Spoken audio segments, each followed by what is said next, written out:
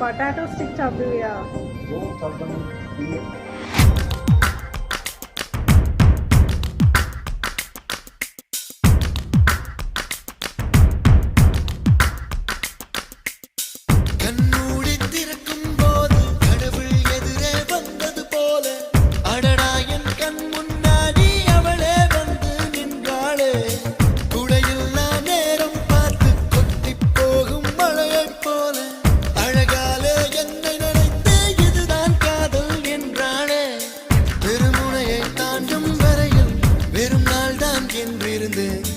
தேவதையை பார்த்ததும் இன்று திருநாள் என்கின்றேன்.